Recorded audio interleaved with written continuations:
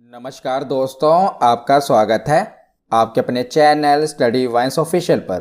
तो आज के इस वीडियो में हम इसरो से रिलेटेड जो अंतरिक्ष कार्यक्रम से टीसीएस द्वारा रिसेंटली क्वेश्चन पूछे गए हैं और बार बार रिपीट हुए हैं उन्हें कवर किया है। तो इससे तो आपकी परीक्षा में एक न एक प्रश्न पूछा ही जाएगा और मैंने सभी इंपॉर्टेंट जो भी रेलवे द्वारा पूछे गए हैं एनटीपीसी सीबीटी 1 में उन्हें भी कवर किया है। तो आपके लिए ये वीडियो काफ़ी इंपॉर्टेंट होने वाली है। चाहे आप किसी भी एग्जाम की तैयारी कर रहे हो, ये प्रश्न आपके लिए इंपॉर्टेंट हैं।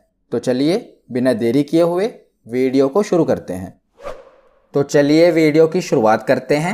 सबसे पहला प्रश्न है कि अंतरिक्ष में जाने वाले पहले भारतीय कौन थे। तो देख ही रहे हैं आप कितनी बार ये प्रश्न रिपीट हुआ है। तो अंतरिक्ष में जाने वाले पहले भारतीय थे राकेश शर्मा। ऑप्शन सी इसका सही जवाब है। तो इससे रिलेटेड जो एक्स्ट्रा इन्फॉर्मेशन है वो देख लेते हैं। तो अंतरिक्ष में जाने वाले प्रथम भारतीय राकेश शर्मा थे। इनका जन्म 13 जनवरी 1949 को पटियाला जो कि पंजाब में है वहां पर हुआ था। तो सन 1984 में जब इंदिरा गांधी की सरकार थी तो इसरो और सोवियत संघ इनका एक मिशन था जिसका नाम था सोयूज T11। ये अंतरिक्ष अभियान था जिसके तहत 3 अंतरिक्ष यात्री भेजे गए थे, जिसमें से एक थे राकेश शर्मा और बाकी 2 अन्य कौन थे उनका नाम भी याद रखिएगा। एक का नाम है यूरी मालिशेव और दूसरे हैं गेनादी स्ट्रेकालोव। ये 2 अन्य अंतरिक्ष यात्री थे। 3 यात्री भेजे गए थे, एक राकेश शर्मा हो गए, बाकी ये 2 अन्य नाम हैं, इनके नाम भी याद रखिएगा। और राकेश शर्मा भारत के पहले और विश्व के 138वें नंबर के अंतरिक्ष यात्री थे और इन्हें भारत सरकार के द्वारा अशोक चक्र से भी सम्मानित किया गया है। तो ये कुछ एक्स्ट्रा इन्फॉर्मेशन है जो आपसे एग्जाम में पूछी गई हैं, वो भी याद रखिएगा। उसके बाद अगला प्रश्न देखते हैं कि भारतीय अंतरिक्ष अनुसंधान समिति का गठन कब किया गया था। तो जो इसरो है इसे पहले भारतीय अंतरिक्ष अनुसंधान समिति कहते थे। तो इसका गठन कब किया गया था। तो इसका गठन 1962 में किया गया था। तो इसके बारे में एक बार देख लेते हैं। तो भारतीय राष्ट्रीय अंतरिक्ष अनुसंधान समिति का गठन 1962 में प्रसिद्ध अंतरिक्ष वैज्ञानिक डॉक्टर विक्रम साराभाई की अध्यक्षता में किया गया था। और भारतीय राष्ट्रीय अंतरिक्ष अनुसंधान समिति का पुनर्गठन करके 15 अगस्त 1969 को भारतीय अंतरिक्ष अनुसंधान संगठन की स्थापना की गई। यानी कि पहले इसका नाम था भारतीय राष्ट्रीय अंतरिक्ष अनुसंधान समिति जो कि 1962 में गठित की गई, पर 1969 में इसका पुनर्गठन किया गया और इसका नाम रख दिया गया इसरो, यानी कि भारतीय अंतरिक्ष अनुसंधान संगठन। याद रखिएगा 1962 में क्या नाम था, भारतीय राष्ट्रीय अंतरिक्ष अनुसंधान समिति, वही अभी हमसे पूछा गया था। और 1969 में इसका पुनर्गठन किया गया और इसका नाम रख दिया गया इसरो। और आपसे पूछा जाता है कि भारतीय राष्ट्रीय अंतरिक्ष अनुसंधान समिति की स्थापना कब की गई। तो 1962 में। अध्यक्ष कौन थे, विक्रम साराभाई, जिन्हें भारतीय अंतरिक्ष कार्यक्रम का जनक कहा जाता है। उसके बाद देख लेते हैं तो इसरो के बारे में पढ़ लेते हैं। तो इसरो की फुल फॉर्म क्या है, इंडियन स्पेस रिसर्च ऑर्गेनाइजेशन। तो इसरो के ऊपर मैंने वीडियो बनाई हुई है, आप स्टैटिक जीके की प्लेलिस्ट में जाकर जरूर देख लेना। तो इसरो की फुल फॉर्म क्या है, इंडियन स्पेस रिसर्च ऑर्गेनाइजेशन, जिसे हिंदी में कहते हैं भारतीय अंतरिक्ष अनुसंधान केंद्र। इसकी स्थापना कब हुई थी। तो 15 अगस्त 1969 को इसरो की स्थापना हुई थी। इसका मुख्यालय है बेंगलोर में। प्रथम अध्यक्ष कौन थे, विक्रम साराभाई। और वर्तमान में कौन अध्यक्ष हैं इसरो के, तो वर्तमान में है एस सोमनाथ। याद रखिएगा। उसके बाद अगला प्रश्न देखते हैं कि किस वर्ष में भारत ने अपना पहला सैटेलाइट यानी कि अपना पहला उपग्रह लॉन्च किया था। तो किस वर्ष किया था, तो वर्ष 1975 में भारत ने अपना पहला सैटेलाइट लॉन्च किया था। इसका नाम क्या था, तो वो देख लेते हैं। तो अंतरिक्ष में भेजा गया भारत का पहला उपग्रह कौन कौन सा है वो देख लेते हैं। तो 19 अप्रैल 1975 को भारत के द्वारा अपना पहला उपग्रह भेजा गया था। इसका नाम था आर्यभट्ट, पर यह सोवियत संघ की मदद से भेजा गया था। यानी कि जो ये उपग्रह था, ये सैटेलाइट था, वो तो भारत के द्वारा बनाया गया था, पर जो उसका प्रक्षेपण यान यानी कि जो रॉकेट था ना, जिसके द्वारा सैटेलाइट अंतरिक्ष में छोड़ा गया था, वो जो रॉकेट था वो सोवियत संघ का था। तो जो प्रक्षेपण यान था यानी कि रॉकेट था वो सोवियत संघ का था, पर जो सैटेलाइट था वो भारत का था। तो भारत का पहला सैटेलाइट आपसे पूछा जाए वो कौन सा है, आर्यभट्ट। 19 अप्रैल 1975 को इसे अंतरिक्ष में छोड़ा गया था। उसके बाद है 18 जुलाई 1980 को रोहिणी उपग्रह, इसे भी छोड़ा गया अंतरिक्ष में, पर यह भारतीय निर्मित प्रक्षेपण यान से छोड़ा गया। ये जरूर याद रखिएगा, जो रोहिणी उपग्रह है यह भारत के द्वारा बनाया गया और भारतीय निर्मित प्रक्षेपण यान से इसे अंतरिक्ष में छोड़ा गया। जो आर्यभट्ट था वो सोवियत संघ की मदद से हमने अंतरिक्ष में छोड़ा था। जो प्रक्षेपण यान था वो सोवियत संघ का था, पर जो रोहिणी उपग्रह है यह भारतीय निर्मित प्रक्षेपण यान से छोड़ा गया। ये मैंने आपको इसरो वाली वीडियो में विस्तार से समझाया था, अगर आपने वो वीडियो देखी होगी तो आपको याद होगा। उसके बाद आता है 19 जून 1981 एप्पल उपग्रह, जो कि भारत का पहला संचार उपग्रह है। तो ये तीनों से प्रश्न बनते हैं। आपसे पूछा जाए भारत का सबसे पहला उपग्रह कौन सा है, तो वह है आर्यभट्ट। दूसरा प्रश्न ये बनता है कि भारतीय निर्मित प्रक्षेपण यान से छोड़ा गया भारत का पहला उपग्रह कौन सा है, तब वो आएगा रोहिणी उपग्रह। तीसरा प्रश्न ये बनेगा कि प्रथम भारतीय संचार उपग्रह कम्युनिकेशन सैटेलाइट कौन सा है, तो वह है एप्पल। ये तीनों ही उपग्रह याद रखिएगा। उसके बाद अगला प्रश्न है, तो मंगल ऑर्बिटर मिशन जिसे हम मंगलयान कहते हैं, इसे किस वर्ष प्रक्षेपित किया गया था, तो ये 2013 में लॉन्च किया गया था। ऑप्शन बी इसका सही जवाब है। तो मंगलयान के बारे में पढ़ लेते हैं। तो 5 नवंबर 2013 को आंध्र प्रदेश के श्रीहरिकोटा स्थित सतीश धवन अंतरिक्ष केंद्र से इसे लॉन्च किया गया था। रॉकेट का नाम क्या था, बहुत बार एग्जाम में पूछा गया है, PSLV XL C25 ये रॉकेट का नाम था जिसके द्वारा इसे लॉन्च किया गया था। बहुत बार एग्जाम में पूछा गया है, याद रखेगा, PSLV XL C25। तो ये जो मंगलयान था ये 24 सितंबर 2014 को मंगल के कक्ष में पहुंच गया था। उसके साथ ही भारत विश्व में अपने प्रथम प्रयास में ही सफल होने वाला पहला देश बन गया। तो ये भारत पहला देश बन गया जो कि अपने पहले ही प्रयास में सफल हो गया, और मंगल के कक्ष में पहुंचने वाला ये चौथा देश बन गया। प्रथम प्रयास वाला तो पहला देश बन गया, पर इससे पहले 3 देशों ने मंगल पे अपना यान भेज दिया था। कौन कौन से थे, सोवियत संघ, नासा और यूरोपीय अंतरिक्ष एजेंसी। इसके बाद दुनिया का चौथा देश बन गया भारत, और भारत एशिया का पहला देश था जिसने सफलतापूर्वक मंगल ग्रह पर उपग्रह भेजा था। एशिया का भारत पहला देश बन गया था। और मंगलयान 2 की भी तैयारी चल रही है। तो मंगलयान 2 भारत का मंगलयान के बाद मंगल ग्रह के लिए दूसरा मिशन है, और भारतीय अंतरिक्ष अनुसंधान संगठन यानी कि इसरो द्वारा मंगल ग्रह के लिए मिशन को 2024 में लॉन्च किया जाएगा। तो मंगलयान 2 पर भी तैयारी चल रही है। उसके बाद आगे देखते हैं, तो भारत के रॉकेट मैन के रूप में किसे जाना जाता है। तो ये आसान प्रश्न है, बताइए कौन है जिन्हें रॉकेट मैन कहा जाता है। तो आप में से 90% लोगों का जवाब गलत होगा। आपने ऑप्शन बी को चूज किया होगा ना, डॉक्टर APJ अब्दुल कलाम। जिसने ऑप्शन बी को चूज किया कमेंट सेक्शन में जरूर बताएं। तो इसका सही जवाब है डॉक्टर के सिवान। ऑप्शन ए इसका सही जवाब है। जो अब्दुल कलाम जी हैं इन्हें मिसाइल मैन कहा जाता है, ना कि रॉकेट मैन। ऐसे ही प्रश्नों से एग्जामिनर आपको फंसाता है। रॉकेट मैन उसने पूछा है, तो रॉकेट मैन डॉक्टर के सिवान को कहा जाता है। अगर यहीं पर मिसाइल मैन पूछा जाता तो वो थे डॉक्टर APJ अब्दुल कलाम जी, पर रॉकेट मैन कौन है, डॉक्टर के सिवान। अगर आपने गलत बताया तो कमेंट सेक्शन में जरूर बताइए। अगला प्रश्न देखते हैं कि चंद्रमा के लिए भारत के दूसरे मिशन को किस नाम से जाना जाता है। तो चंद्रमा के लिए भारत ने अपना जो दूसरा मिशन भेजा था उसका नाम था चंद्रयान 2। तो चंद्रयान 2 के बारे में पढ़ लेते हैं। इस बार NTPC CBT 1 में इससे तो भर भर के प्रश्न बनने थे, यानी कि चंद्रयान 2 से बहुत से प्रश्न पूछे गए थे। तो इसके बारे में पढ़ लेते हैं। तो भारत ने 22 जुलाई 2019 को चंद्रयान 2 मिशन लॉन्च किया था, और चंद्रयान 2 का प्रक्षेपण कहां से किया गया था, श्रीहरिकोटा के सतीश धवन अंतरिक्ष केंद्र से इसे लॉन्च किया गया था। और चंद्रयान 2 में क्या क्या था, तो एक ऑर्बिटर था, एक लैंडर था जिसका नाम था विक्रम, और एक रोवर था जिसका नाम था प्रज्ञान। तो लैंडर का नाम था विक्रम और रोवर का नाम क्या था, प्रज्ञान। और चंद्रयान 2 का भार कितना था, तो 3850 किलोग्राम इसका भार था। और चंद्रयान 2 को किस प्रक्षेपण यान यानी कि किस रॉकेट के द्वारा भेजा गया था, तो इसका नाम है GSLV Mk3M1। इसके द्वारा इसे भेजा गया था। इसे बाहुबली रॉकेट भी कहा जाता है। तो कौन से रॉकेट के द्वारा भेजा गया था, GSLV Mk3। तो ये सभी फैक्ट आपको याद होने चाहिए, क्योंकि एग्जाम में बहुत बार रिपीट हुए हैं, इसीलिए आपको याद होना चाहिए। उसके बाद अगला प्रश्न है कि इसरो के रॉकेट लॉन्च पैड भारत में कहाँ स्थित हैं। तो इसरो का रॉकेट लॉन्च पैड भारत में कहाँ स्थित है, जहां से रॉकेट लॉन्च किए जाते हैं। तो इसका सही जवाब है श्रीहरिकोटा। ऑप्शन ए इसका सही जवाब है। तो आंध्र प्रदेश के श्रीहरिकोटा द्वीप पर स्थित शार इसरो का प्रक्षेपण केंद्र है। इसे अब सतीश धवन अंतरिक्ष केंद्र के नाम से जाना जाता है, और वर्ष 2005 में यहां दूसरा अत्याधुनिक प्रक्षेपण पैड बनाया गया था। तो यहीं से भारत के यानी कि इसरो के द्वारा जो सैटेलाइट लॉन्च किए जाते हैं, कहां से, सतीश धवन अंतरिक्ष केंद्र से, जो कि कहां पर है, आंध्र प्रदेश में है। तो इसरो के अन्य केंद्र और इकाइयां देख लेते हैं, इनसे प्रश्न बनते हैं। तो विक्रम साराभाई अंतरिक्ष केंद्र, इसका मुख्यालय कहां पर है, तिरुवनंतपुरम, जो कि केरल में है। सतीश धवन अंतरिक्ष केंद्र कहां पर है, श्रीहरिकोटा में है, जो कि हमने देखा आंध्र प्रदेश में है। उसके बाद है इसरो उपग्रह केंद्र जो कि इसरो के द्वारा सैटेलाइट बनाए जाते हैं ना, तो उनके कंपोनेंट यहाँ पर बनते हैं इसरो उपग्रह केंद्र में। तो ये कहाँ पर है? बेंगलोर जो कि कर्नाटक में है। अगला है अंतरिक्ष उपयोग केंद्र, इसका मुख्यालय कहाँ पर है? अहमदाबाद गुजरात में है। उसके बाद है राष्ट्रीय दूर संवेदी केंद्र, इसका मुख्यालय कहाँ पर है? तेलंगाना के हैदराबाद में। भारतीय दूर संवेदी संस्थान, इसका मुख्यालय कहाँ पर है? उत्तराखंड के देहरादून में। तो ये सभी मुख्यालय याद रखिएगा, बहुत बार एग्जाम में रिपीट होते हैं। सीधा ही आपसे पूछ लिया जाएगा कि बताइए अंतरिक्ष उपयोग केंद्र इसका मुख्यालय कहाँ पर है? तो गुजरात के अहमदाबाद में है। इस प्रकार आपसे प्रश्न बनते हैं, तो एक बार याद कर लेना।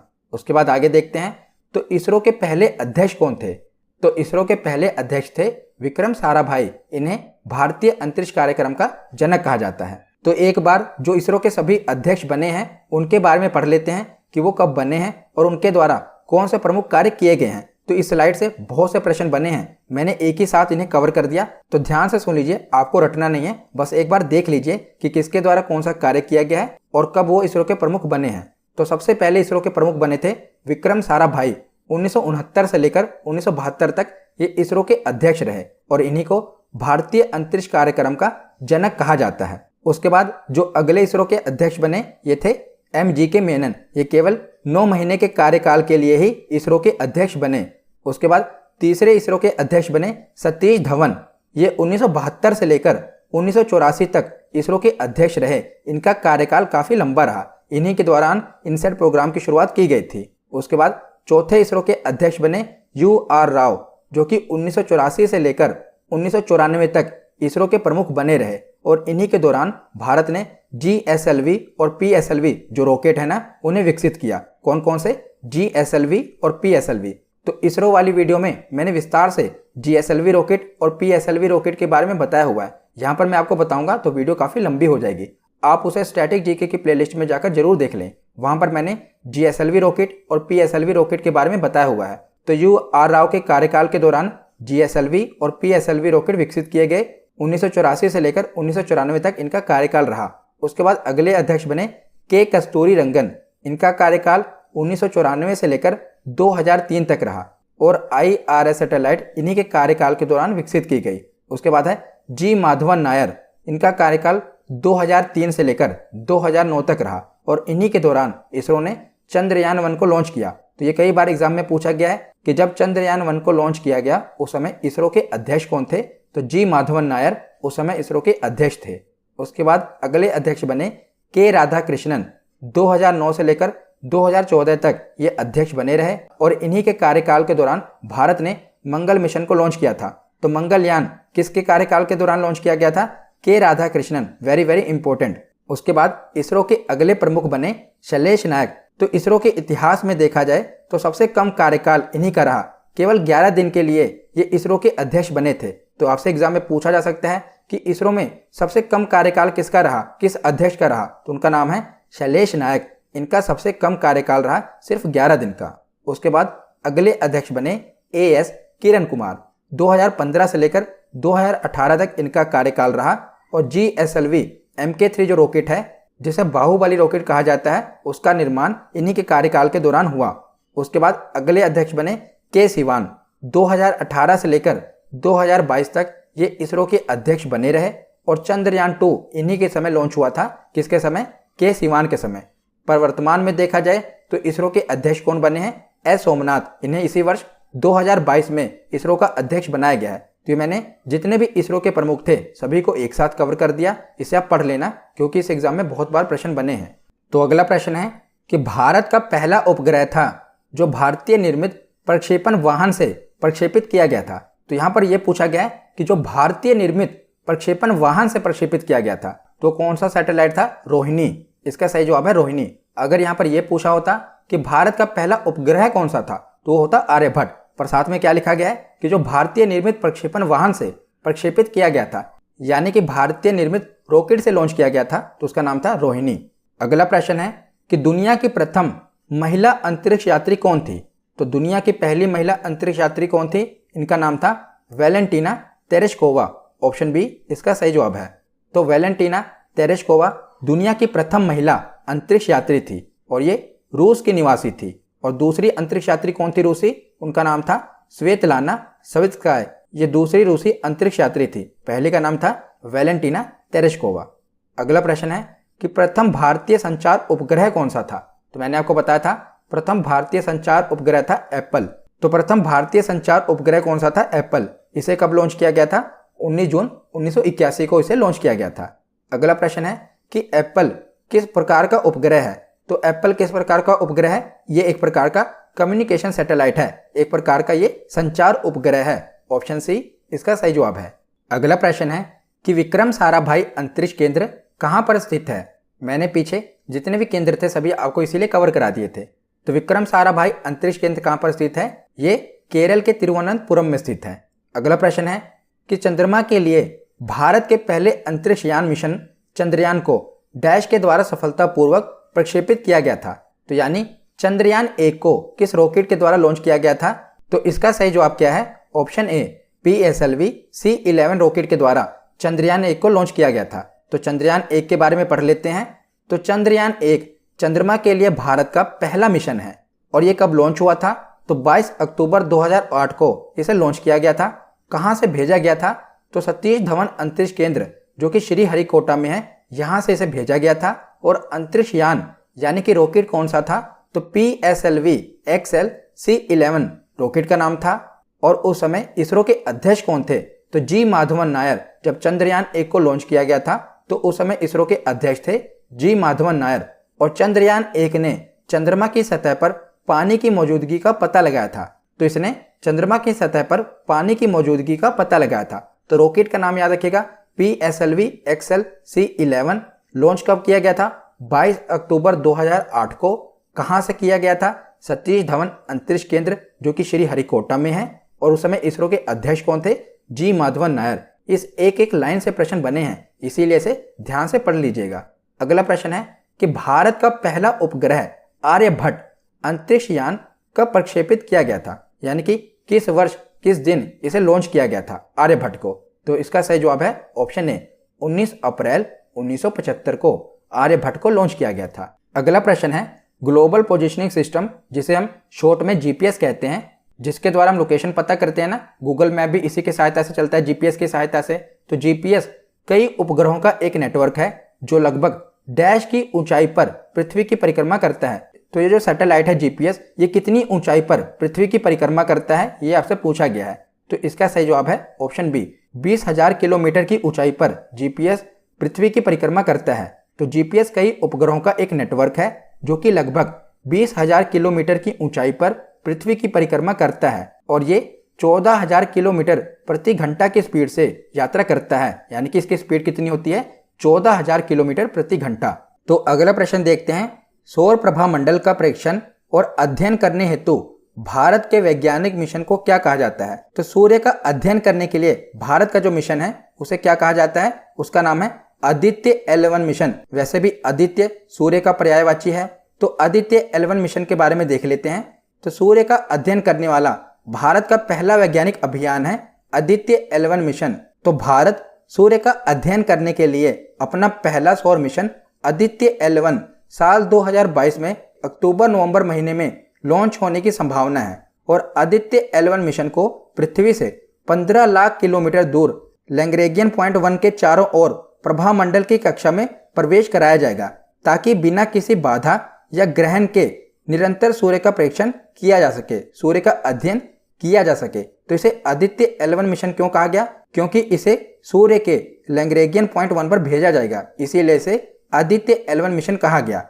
अगला प्रश्न है कि कल्पना एक डैश उपग्रह है। तो कल्पना एक मौसम विज्ञान उपग्रह है। तो भारतीय अंतरिक्ष अनुसंधान संगठन यानी कि इसरो द्वारा लॉन्च कल्पना एक पहला मौसम विज्ञान उपग्रह है। इसीलिए आपसे अभी NTPC में CBT 1 में पूछा गया था कि पहला मौसम विज्ञान उपग्रह कौन सा है? तो ये कल्पना 1 उपग्रह है, जिसे ध्रुवीय उपग्रह प्रक्षेपण यान द्वारा 12 सितंबर 2002 को सतीश धवन अंतरिक्ष केंद्र से लॉन्च किया गया था। और इसे मैटसेट के नाम से भी जाना जाता है। कल्पना एक को ही मैटसेट के नाम से जाना जाता है। पहले इसका नाम था मैटसेट, पर बाद में इसे कल्पना चावला के नाम पर रख दिया गया, कल्पना प्रथम। ये कौन सा उपग्रह है? तो ये मौसम विज्ञान उपग्रह है। अगला प्रश्न है कि इसरो ने 2017 में आंध्र प्रदेश के श्रीहरिकोटा अंतरिक्ष केंद्र से एकल रॉकेट से कितने उपग्रहों का प्रक्षेपण कर विश्व कीर्तिमान स्थापित किया था? तो इसरो ने एक ही बार में कितने सैटेलाइट को लॉन्च किया था और वर्ल्ड रिकॉर्ड उस समय बनाया था? तो इसका सही जवाब है 104। तो आंध्र प्रदेश के श्रीहरिकोटा अंतरिक्ष केंद्र से इसरो ने वर्ष 2017 में एकल रॉकेट से यानी कि एक ही रॉकेट से 104 उपग्रहों का प्रक्षेपण कर विश्व कीर्तिमान स्थापित किया था। पर बाद में एलन मस्क की कंपनी स्पेस एक्स ने इस रिकॉर्ड को तोड़ दिया और वर्ष 2021 में एक ही रॉकेट से 143 सैटेलाइट को अंतरिक्ष में भेजकर एक नया रिकॉर्ड बनाया। तो इसरो ने एक ही बार में 104 उपग्रह भेजे थे, पर बाद में ये रिकॉर्ड तोड़कर एलन मस्क ने स्पेस एक्स जो उनकी कंपनी है उसने एक ही बार में 143 सैटेलाइट लॉन्च करके एक नया विश्व रिकॉर्ड बनाया है। अगला प्रश्न है कि भारत की पहली नियोजित मानव युक्त अंतरिक्ष उड़ान का नाम क्या है? तो इसका नाम है गगनयान। ऑप्शन डी इसका सही जवाब है। तो गगनयान के बारे में पढ़ लेते हैं। तो गगनयान भारत का पहला मानव युक्त मिशन है और इस मिशन के तहत 3 अंतरिक्ष अभियानों को कक्षा में भेजा जाएगा और इन तीनों अभियानों में 2 मानव रहित यानी कि 2 अभियानों में मानव को नहीं भेजा जाएगा और एक मानव युक्त मिशन होगा और एक अभियान में मानव को भी भेजा जाएगा। 3 अंतरिक्ष अभियान हो गए ना, 2 मानव रहित होगा और एक मानव युक्त मिशन होगा। और कौन सा अंतरिक्ष यान होगा? तो इसका नाम है GSLV Mk3। और भेजे जाने वाले व्यक्तियों की संख्या कितनी होगी? तो 3 व्यक्तियों को यानी कि 3 अंतरिक्ष यात्रियों को भेजा जाएगा और इस मिशन में पहले एक रोबोट को भेजा जाएगा जिसका नाम है व्योमित्र। याद रखिएगा, पहले किस रोबोट को भेजा जाएगा? जिसका नाम है व्योमित्र। और केंद्रीय परमाणु ऊर्जा और अंतरिक्ष मंत्री ने यह जानकारी साझा की है कि मानव युक्त मिशन को 2023 में लॉन्च किया जाएगा। इस कोरोना महामारी के कारण इसमें थोड़ा डिले हुआ है, पर इसे 2023 में लॉन्च किया जाएगा। अगला प्रश्न है कि आदित्य L1 सूर्य का अध्ययन करने हेतु भारत का पहला मिशन है। इसमें L1 का मतलब क्या है? तो मैंने आपको बताया ना, L1 का मतलब क्या है? Lagrangian point 1। तो ऑप्शन बी इसका सही जवाब है।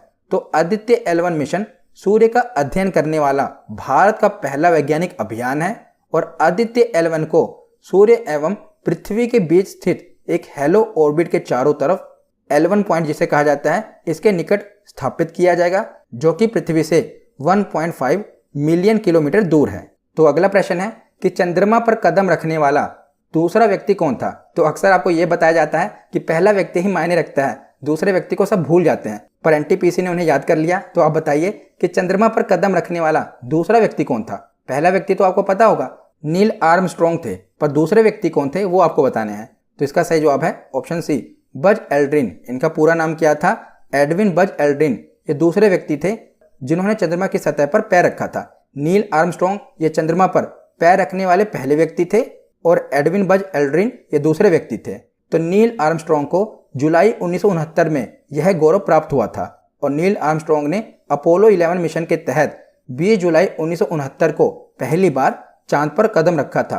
तो मिशन कौन सा था? अपोलो 11। यह भी बहुत बार एग्जाम में पूछा गया है। अगला प्रश्न देखते हैं। तो चंद्रयान 2 के रोवर प्रज्ञान की विद्युत शक्ति उत्पादन क्षमता कितनी है? तो देखिए कहां से प्रश्न पूछ लिया गया कि जो चंद्रयान 2 का रोवर था ना, प्रज्ञान जिसका नाम था, तो उसकी विद्युत शक्ति उत्पादन क्षमता कितनी थी? तो उसकी विद्युत शक्ति उत्पादन क्षमता थी ऑप्शन ए 50 वाट। तो जो चंद्रयान 2 था, इसका जो रोवर था, उसकी विद्युत शक्ति उत्पादन क्षमता थी 50 वाट, पर जो उसका लैंडर था ना विक्रम, उसकी विद्युत शक्ति उत्पादन क्षमता थी 650 वाट। तो अभी आपसे यही पूछा गया था कि जो इसका रोवर था उसकी कितनी क्षमता थी? तो ये 50 वाट थी। अगर आपसे पूछा जाए कि लैंडर विक्रम की कितनी क्षमता थी, वो थी 650 वाट। अगला प्रश्न है कि अंतरराष्ट्रीय अंतरिक्ष स्टेशन जिसे हम इंटरनेशनल स्पेस सेंटर कहते हैं, ये पृथ्वी की सतह से कितनी ऊंचाई पर स्थित है? तो ये पृथ्वी की सतह से 400 किलोमीटर की ऊंचाई पर स्थित है। तो अंतरराष्ट्रीय अंतरिक्ष स्टेशन ये पृथ्वी की सतह से 400 किलोमीटर की ऊंचाई पर स्थित है। और हाल ही में जो पहले इसरो के चेयरमैन थे के सिवान, इन्होंने कहा था कि वर्ष 2030 तक भारत स्वयं के अंतरिक्ष स्टेशन निर्माण का विचार कर रहा है, यानी कि भारत भी अपना खुद का एक अंतरिक्ष स्टेशन बनाएगा और अंतरिक्ष स्टेशन की स्थापना पृथ्वी की निम्न कक्षा में की जाती है। और ये जो अंतरिक्ष स्टेशन होता है ना, इसकी स्थापना पृथ्वी की निम्न कक्षा में की जाती है। और सबसे पहले रूस ने 1971 में साल्यूट नामक अंतरिक्ष स्टेशन बनाया था। क्या नाम था इसका? साल्यूट। अगला प्रश्न देखते हैं। तो अंतरिक्ष में जाने वाली भारतीय मूल की पहली महिला कौन थी? तो अंतरिक्ष में जाने वाली भारतीय मूल की पहली महिला थी, इनका नाम था कल्पना चावला। तो अंतरिक्ष में जाने वाली भारतीय मूल की पहली महिला कल्पना चावला थी और कल्पना चावला ने अपनी प्रथम अंतरिक्ष यात्रा 19 नवंबर 1997 से लेकर 5 दिसंबर 1997 तक STS-87 कोलंबिया स्पेस शटल द्वारा पूरी की। अपनी दूसरी अंतरिक्ष यात्रा के दौरान वर्ष 2003 में कोलंबिया स्पेस शटल के दुर्घटनाग्रस्त हो जाने के कारण उनके और उनके साथियों की मृत्यु हो गई थी। अगला प्रश्न है कि चंद्रयान 1 के प्रक्षेपण के समय इसरो के अध्यक्ष कौन थे। तो मैंने आपको बताया था ना कि जब चंद्रयान 1 लॉन्च हुआ था तो उस समय इसरो के अध्यक्ष कौन थे। तो इसका सही जवाब है जी माधवन नायर। अगर आपसे पूछा जाता कि चंद्रयान 2 मिशन के लॉन्च के समय इसरो के अध्यक्ष कौन थे तो वो थे के सिवान, पर चंद्रयान 1 के समय थे जी माधवन नायर। अगला प्रश्न है कि इंडियन हाई स्कूल के छात्रों के एक टीम द्वारा निर्मित पहले छात्र उपग्रह का नाम क्या है जिसे नासा द्वारा लॉन्च किया गया है। तो इसका नाम था ऑप्शन डी कलाम सेट। अमेरिकी स्पेस एजेंसी नासा ने सफलतापूर्वक विश्व के सबसे छोटे और हल्के उपग्रह जिसका नाम है कलाम सेट को अंतरिक्ष में प्रक्षेपित किया और यह उपग्रह तमिलनाडु के 18 वर्षीय रिफात शाहरुख ने अपने 6 साथियों के साथ मिलकर बनाया है। इस उपग्रह का वजन मात्र 64 ग्राम है तथा इसका नाम भूतपूर्व राष्ट्रपति डॉक्टर APJ अब्दुल कलाम के नाम पर रखा गया है, कलाम सेट। और यह प्रथम अवसर है जब किसी भारतीय छात्र द्वारा बनाए गए उपग्रह को नासा ने लॉन्च किया है। इसीलिए आपसे यह एग्जाम में पूछा गया है और इंपॉर्टेंट बन जाता है। इसका नाम क्या है? कलाम सेट। ये बहुत ही हल्का उपग्रह है जिसका वजन मात्र 64 ग्राम है। अगला प्रश्न है कि किस सुपरसोनिक क्रूज मिसाइल का नाम भारतीय नदी ब्रह्मपुत्र और रूस की नदी मोस्कोवा नदी के नाम पर रखा गया है। तो इसका नाम है ब्रह्मोस, जिसका नाम भारतीय नदी ब्रह्मपुत्र और रूस की नदी मोस्कोवा नदी से मिलकर बना है। इसका नाम है ब्रह्मोस। अगला प्रश्न है कि निम्नलिखित में से कौन सी नेविगेशन उपग्रह प्रणाली नहीं है। तो निम्नलिखित में से कौन सी नेविगेशन उपग्रह प्रणाली नहीं है। तो इसका सही जवाब क्या है? तो इसका सही जवाब है ऑप्शन बी MEO। तो MEO क्या है? तो MEO ये नेविगेशन प्रणाली नहीं है, ये एक मोबाइल और निश्चित दूरी की संचार सेवा है। तो कौन कौन सी नेविगेशन उपग्रह प्रणाली हैं वो देख लेते हैं। तो भारत की नेविगेशन प्रणाली है नाविक, यूरोपीय संघ की नेविगेशन प्रणाली है गैलीलियो, चीन की नेविगेशन प्रणाली है BDS जिसे बाइडू कहते हैं, रूस की नेविगेशन प्रणाली है ग्लोनास, अमेरिका की नेविगेशन प्रणाली है GPS और जापान की नेविगेशन प्रणाली है क्वासी-जेनिथ सैटेलाइट सिस्टम। तो आपसे कोई भी नेविगेशन प्रणाली पूछी जा सकती है। तो अमेरिका की तो आपको पता ही होगा GPS। भारत की कौन सी है ये आपको याद होनी चाहिए। भारत की नेविगेशन प्रणाली है नाविक। अगला प्रश्न है कि भारत का प्रथम उपग्रह पूर्ण रूप से भारत में डिजाइन और निर्मित किया गया था। इसे 19 अप्रैल 1975 को काप्स्टेनियार साइट से कॉस्मोस 3M नामक एक रूसी अंतरिक्ष प्रक्षेपण यान द्वारा प्रक्षेपित किया गया था। तो जो उपग्रह बनाया तो भारत के द्वारा गया था, पर इसे लॉन्च रूसी उपग्रह के द्वारा किया गया था। तो ये कौन सा था? आर्यभट्ट। ऑप्शन ए इसका सही जवाब है। अगर आपसे पूछा जाता कि कौन सा उपग्रह है जिसे भारतीय प्रक्षेपण यान से लॉन्च किया गया था, पहला उपग्रह था वो, उसका नाम था रोहिणी। तो अगला प्रश्न है, तो बताइए किसका कथन है कि मानव के लिए यह छोटा सा कदम मानवता के लिए एक बड़ी छलांग है। ये किसका कथन है? तो ये नील आर्मस्ट्रॉन्ग का कथन है, जिन्होंने चंद्रमा में पहला कदम रखा था ना, उन्हीं का कथन है कि मानव के लिए यह छोटा सा कदम मानवता के लिए एक बड़ी छलांग है। अगला प्रश्न है कि भारतीय अंतरिक्ष कार्यक्रम किसके द्वारा शुरू किया गया था। तो भारतीय अंतरिक्ष कार्यक्रम का जनक किसे कहा जाता है? विक्रम साराभाई को कहा जाता है। ये इसरो के पहले अध्यक्ष बने थे। ऑप्शन ए इसका सही जवाब है। तो आज का आखिरी प्रश्न है कि किस वर्ष में भारत ने अपना पहला सैटेलाइट लॉन्च किया था। तो बहुत बार ये रिपीट हुआ है। तो ये 1975 में भारत ने अपना पहला सैटेलाइट लॉन्च किया था। इसका नाम था आर्यभट्ट। तो आज की वीडियो यहीं पर खत्म होती है।